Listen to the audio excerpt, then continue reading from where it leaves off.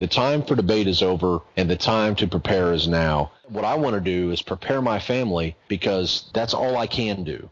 As a responsible person with growing concerns for your privacy and personal liberty, you want to know where we're headed and what you can do about it.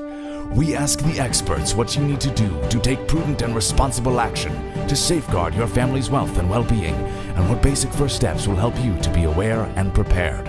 ReluctantPreppers.com. The steps that we take because we want to are not stressful. It's energizing, it's exciting, it's interesting, it's fun. But the steps we take in an emergency situation because there's a crisis and we have to can be extremely stressful and very negative and much more costly and have much fewer options. And I wondered if you could just speak a little bit about some of those proactive choices that you recommend when you talk with people that they can make. They can start small, take those first few steps. Here's a few things you can start doing on your own while there's still time.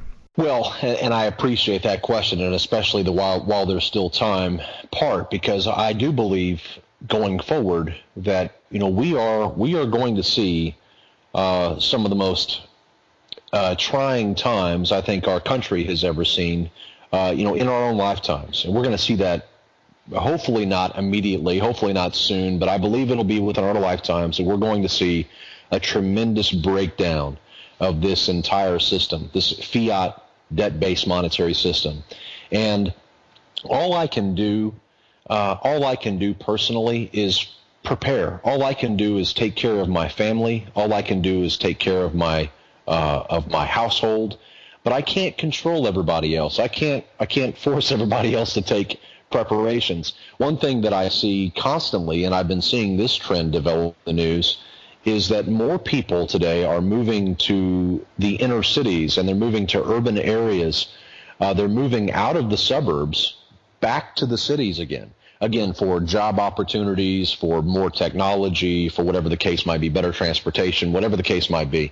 And so you already have 82% of America living in metropolitan areas. Only 18% of the population live outside of metropolitan areas, and that number is dwindling. So I would say that just based upon the sheer numbers of people living in metropolitan areas, when you have a town that has 1 million, 2 million, 3 million people, the law of economics is going to really kick in when there's a crisis, and that supply and demand is going to be really apparent very quickly. So I would encourage people, A, to get the heck out of these big cities.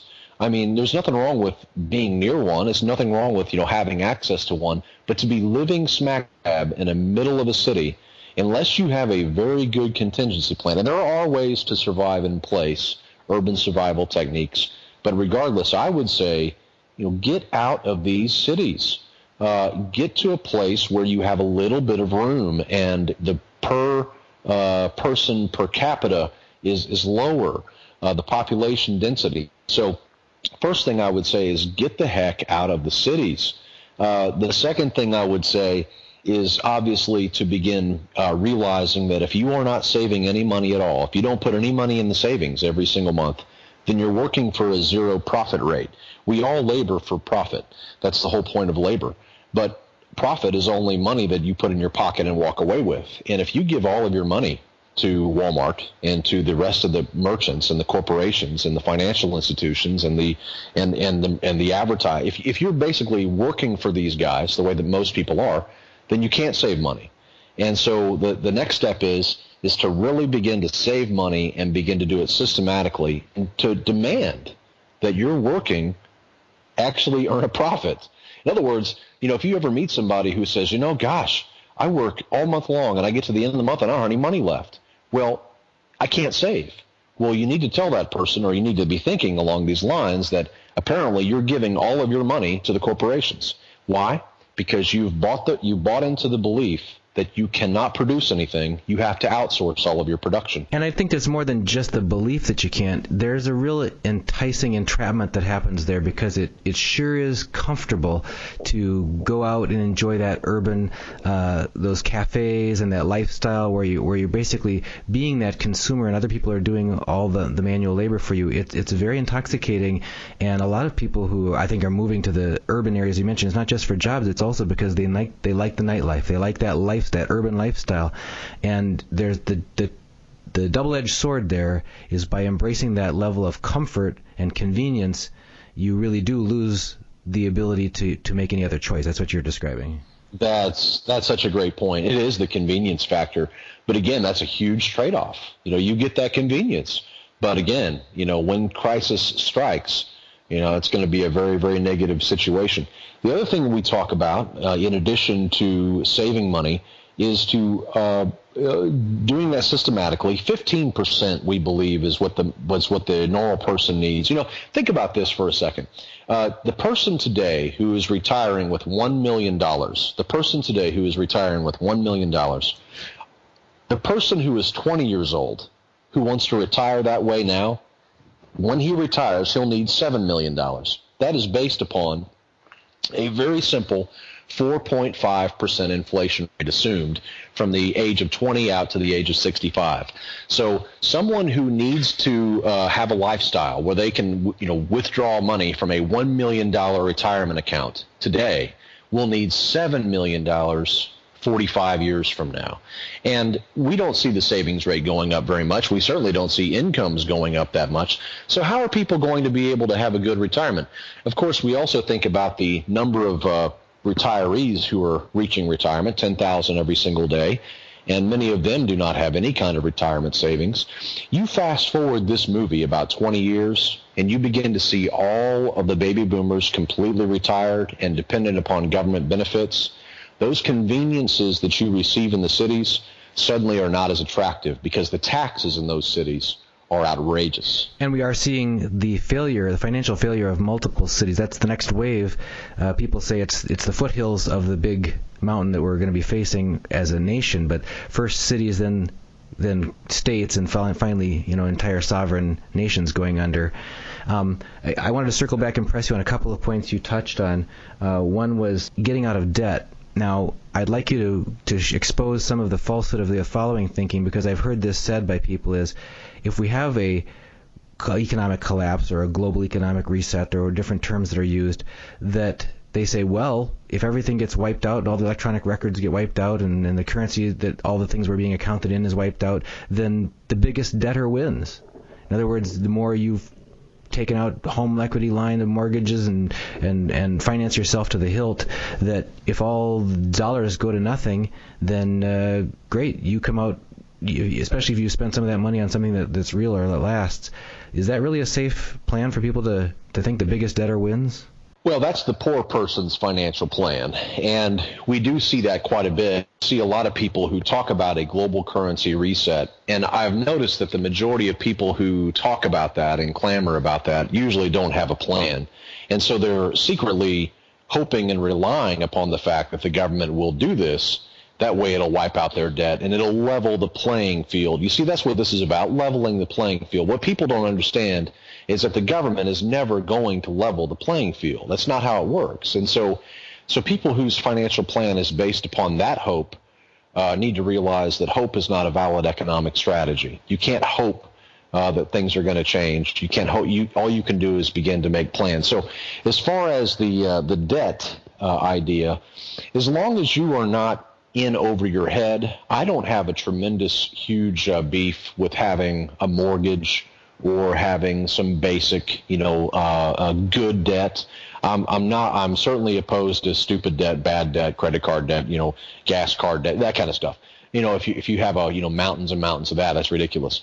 But a mortgage debt and things like that, I don't see the immediate need to get completely debt free if you have a good income, if you have multiple streams of income. But I would imagine for the majority of people, they're not in that place. They really are living paycheck to paycheck, and so they do need to break free from that bondage of debt to be able to be prepared. Well, also in a collapse situation, as we saw in 2008, there's a rush to grab the real assets. It's almost like a game of musical chairs, and you don't want to be the one without the chair to sit on. And when people had financed themselves to the hilt on these huge houses they couldn't afford with these attractive, interest-only mortgages or adjustable rate mortgages or whatever, and then when some of that system came crashing down and the jobs with it or the income with it or whatever, people really did lose property because the powers that be, as you mentioned, they have a plan. They're going to take care of themselves, and they will repossess those physical assets. And if you don't own it outright, if it's something that's really that they own and you just hold the debt ticket, you can be left without anything. That's so true. I mean, when you look back at the 1929 crash, you see that who got richer? Well, the rich got richer. How did they do that? Well, they saw it coming, and B, they positioned themselves. And the average person didn't, and they got wiped out. And so today, many people say, well, what am I going to do? Well, I guess I'll take all my money out of the banks, and I guess I'll take all my money out of the stock market. And that's not what these rich people did in 1929. That's not what they did in 1907. That's not what they did in 1987. That's not exactly how they play the game. And so, in essence, what we see coming forward as we go forward, say 5-10 years, we see very major war breaking out all across the world. I mean, I really believe that we're going to see major wars all around the world. And I think for the first time ever, it's going to impact us here in the United States. I think we're actually going to have a theater of war here in the United States. And I hate to say that, but I really believe this to be true in my heart. And so because of this, assets like oil, assets like gold, assets like silver, as you mentioned, these hard assets, it won't just be the breakdown of the dollar, because we're going to realize when we talk about these, you hear people talk about the dollar and they say, well, the dollar is going to collapse. Look, back in 2003, I was storming on stages saying this dollar is going to collapse. And it's 10 years later, and I'm still saying it. Is it going to collapse? It's going to collapse. But let me tell you one thing. The government, the United States government, is not going to let it collapse without using weapons. Now, they are not going to allow it to collapse without using weapons. That is not how the United States plays things. That's exactly what happened to Britain also. It lashed out. And so we see empires lash out as they are drowning. And we are in a very humiliating place right now with China rising to become one of the largest economies in the world. And it's very humiliating for the United States to continue to see low growth. And now we're seeing Russia and China and Iran and others moving away from the dollar like we have for some time. And all of this, I believe, culminates with war. It plays right into the narrative of how the United States operates. Whenever Iraq, underneath Saddam Hussein back in September of 2000, threatened the dollar and said we're going to price our oil in euros, it led to war in Iraq. The same thing happened in Afghanistan due to some pipelines with Iran and India and Pakistan. So a lot of, and of course what we're seeing in Ukraine is all pipeline politics. And so in essence, pipeline politics are dollar politics. And the reason pipeline politics are dollar politics is because all of the energy in the world is priced in dollars. And the United States is willing to defend that. We've already seen them defend it in Iraq. We've seen them defend it in Afghanistan. And we're beginning to see them to defend it in Ukraine.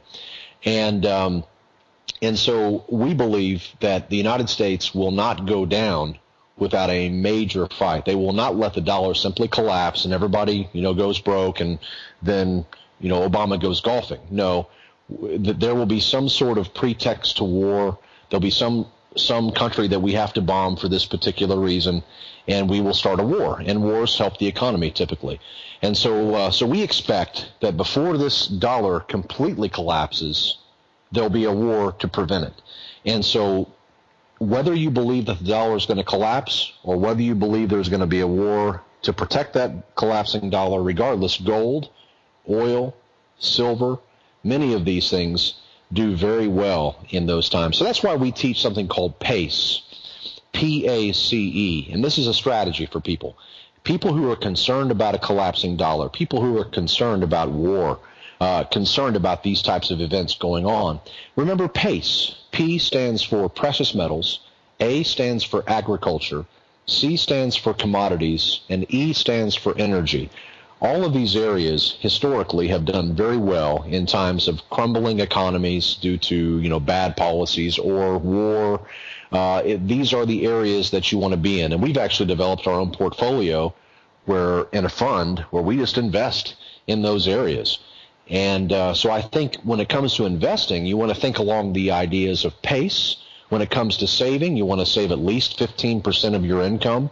And and be using, I would also recommend that people who are saving for retirement look at things like Roth IRAs as opposed to a traditional IRA, as the Roth provides you that tax-free withdrawal whenever you reach retirement. That's going to be a major, major benefit to people who don't have a whole lot of money in retirement savings. If they don't have to pay the tax man every single withdrawal in retirement, that's going to be really nice. And so a Roth IRA allows you to pay the tax man now. So I would be looking at things like that. I would be also looking at buying property out somewhere where I could have arable land. I would also look at rental real estate. I know many people talk about how a collapsing economy will destroy the real estate market. Well, it never has. Even in 1929, people were making money from real estate. And so real estate, I believe, is here to stay. As long as you're not buying a beachfront condo and hoping to get, $3,000. And I'm not talking about that. I'm talking about a good bread and butter house in a neighborhood in a good school district. That house is always going to be occupied by somebody. And so, owning a couple of rental properties could be a great retirement income for so many people without getting too heavily in debt to buy them. So those are some of the strategies I would recommend. I think all of these things work well. So people say, well, if there's going to be a war and there's going to be this breakdown of the dollar, why should I be buying real estate? Well, what else are you going to do with your money? Are you going to put it in a tin can and bury it in the backyard? You can't do that. You got to put it somewhere. That's what I was going to ask you earlier when you're talking about savings, that 15% savings rate it's difficult and challenging. We've had a recent guest on, I know I walked with Ann Barnhart we talked about savings accounts and checking accounts and CDs and IRAs and all the insurance and different ways and there's risks in many different places, not the least of which is the risk of the inflation that you've described, where ever since the Federal Reserve was founded in 1913, there's been this approximately 4.5% per year, and we're down to 98% erosion of the value of the dollar. So that was the next question I was going to ask you, and you started to talk about that in terms of some specific things in your PACE acronym of precious metals, agriculture, commodities, and energy gives some answer to what people can look to make sure that their savings aren't just vulnerable to erosion in that way. Yeah, because there are many eroding factors on money. If I lay a $10 bill on the table and I lay an orange on the table, and then I walk away for 10 years and I come back, I'm going to see nothing of my orange left, and I'm going to see a $10 bill that is not worth $10. And that means that money is not math, and math is not money. That means that money is a commodity. It's perishable. It can be eroded. And the eroding factors on money are numerous. You have inflation, taxation, technological advancements, planned obsolescence. I mean, the list goes on and on and on. So there's always eroding factors on our money. But what we do know is that inflation is an increase in the money supply, and that means that things become worth more, not more valuable, but they cost more. And so if you own real estate, going back to that idea for a minute, and inflation continues to go up, then what does that mean? It means your rents go up. So if you buy a piece of real estate, let's say you buy a $75,000 house on a fixed interest rate where the interest rate cannot go up. You have a fixed payment. Let's say your payment is $600 a month. Okay, so you're making that $600 payment. It will not go up. It's a fixed note. But inflation keeps going up and rents keep going up. So your rent starts at $750, and then the next thing you know, next year, now it's already up to $800. 10 years from now, you may be charging, $1,200 because of inflation, but you're still making that $600 monthly payment that's fixed. So in many ways, that's how real estate is similar to gold and oil, in the fact that in times of inflation, the cash flow from it or the return on it becomes, highly charged, and it rises. So you've given us a wide variety of things that people can think about to start taking action. If I can sum it all up, but one thing I would say is don't wait. Start now, and if you want to start small, but do start following some of these guidelines that you're suggesting in terms of starting a savings plan, looking to become less of a strictly consumer and start being able to be a producer in some areas of your life, if possible, acquiring real assets in the kinds you've mentioned, and including livable land that's not in a metro area, And where can people, if they want to get more of your wisdom and insights, Jerry, where can they find you on the web, and what are the ways that they can get more information from you? Yeah, well, we put out a daily briefing on our website every single day where we call through most of the news. Much of the news out there is just nothing more than press releases. So we call through it and we put together the stuff that really matters, the trends that people need to see. We put it up on our website at ftmdaily.com. That's followthemoneydaily.com. They can see our book there. We have lots of free articles. I mean, probably, thousands of articles there on the website, and most of it is free. I think our philosophy is real simple. If we would sum it up, we would say the time for debate is over and the time to prepare is now. So you won't find a lot of debate on our website. You won't see us poking fun at Obama, or you won't see us talking about politics a lot on our website, because we don't really care.